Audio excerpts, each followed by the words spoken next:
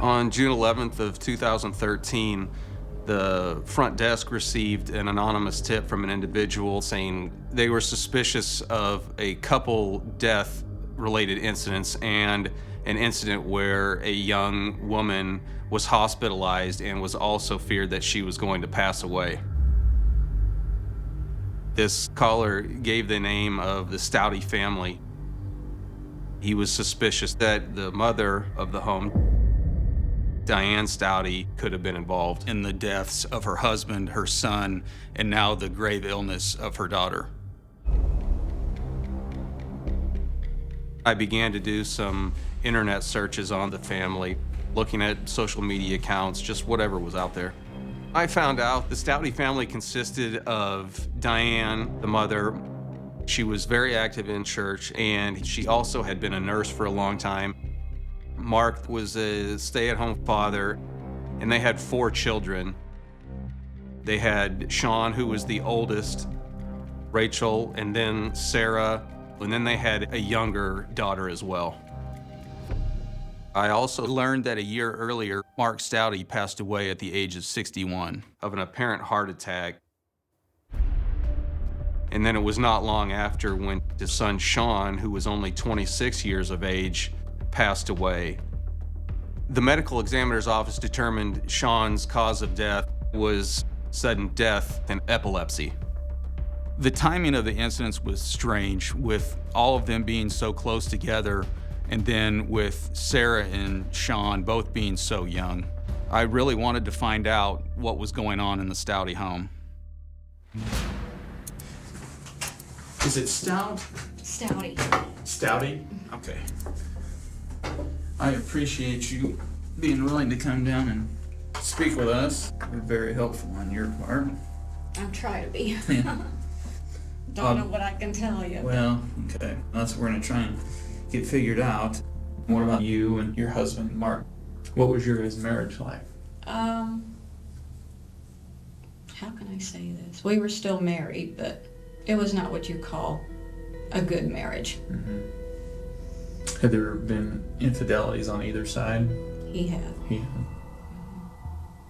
Did Mark work at all? No. No, he didn't work. No. So, what did he do then? Played music. Okay. So you were the breadwinner for the family. He didn't work, didn't bring home any money for you guys. And was there ever any physical abuse towards you? No. Nothing like that? Okay. I was trying to almost portray her as the victim, that maybe Mark was doing things that he should not be doing, and I could sympathize with her. And when Mark died, it was actually a relief. I just don't tell people that. Well, Diane, again, you're in here for Yeah. a reason. You know that. Mm-hmm.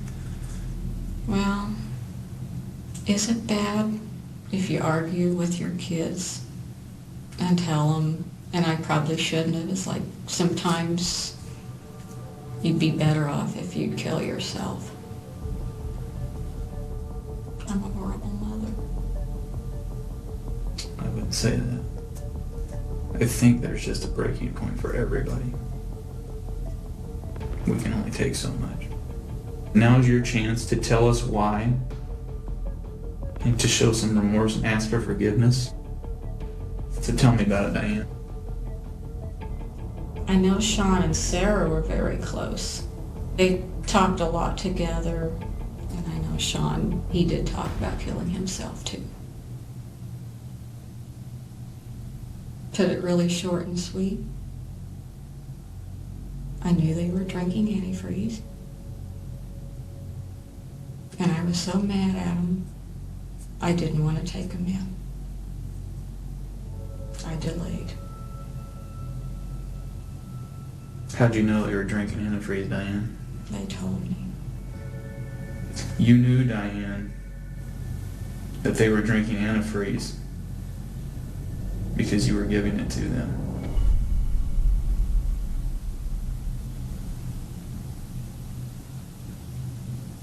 And I didn't know what else to do. I really didn't.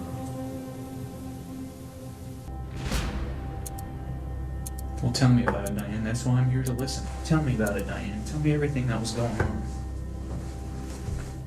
Just a lot of arguments. Both Sean and Sarah would just basically trash the house. They would do whatever they wanted to do and never helped support or even contribute. And what were you putting it in? Coca-Cola, How much would you put in? just a little bit. How much is a little bit? A couple of teaspoons, maybe.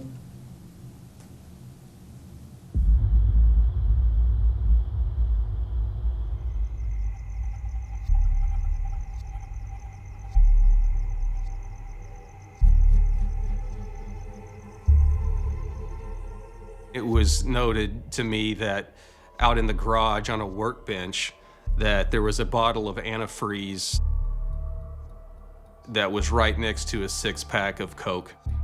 It's just set up right out in the garage, almost as if it's getting prepared for the next go-round. Then one of our crime scene investigators told me that I probably should respond to our evidence room. So I immediately went there and he showed me a diary that had been located in Diane's bedroom, but it appeared to be that of Rachel's. It was just another twist in the case that you thought there's no way there can be more.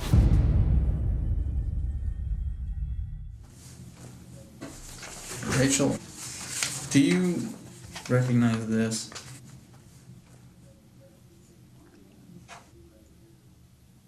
Yeah, I remember this. What is that? Little journal thing. A journal thing? Whose journal? Mine. Inside the diary, there was an entry that was written long before the passing of both Mark and Sean, where Rachel indicated that she knew that both her father and brother were going to be passing away. It says, "It's sad when I realize how my father will pass on in the next 2 months." What does that mean? And when she looked at that, she turned white. It was almost as if she had seen a ghost. Rachel, whose idea was this?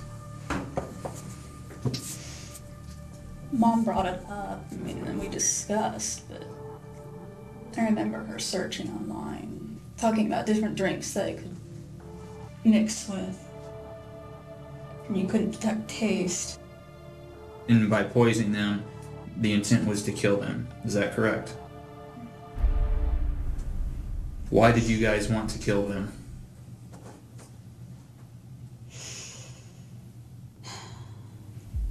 Dad was basically a drain on her, on us.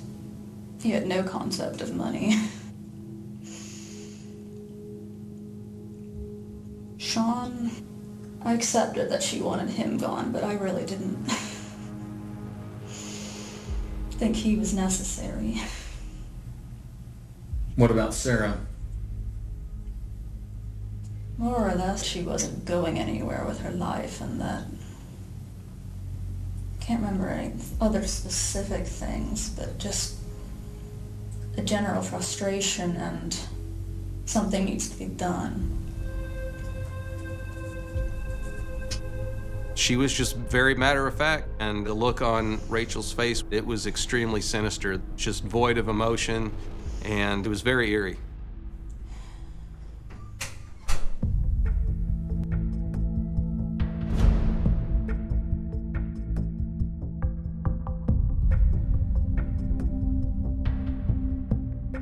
During the court proceedings, there was a deal that was struck with Rachel that she would testify against her mother. The deal was essentially to give Rachel the possibility for parole after approximately 40 or so years in prison. Diane also ended up taking a plea deal. Diane's agreed sentence was that the death penalty would be taken off the table and that she would serve life in prison without the possibility of parole.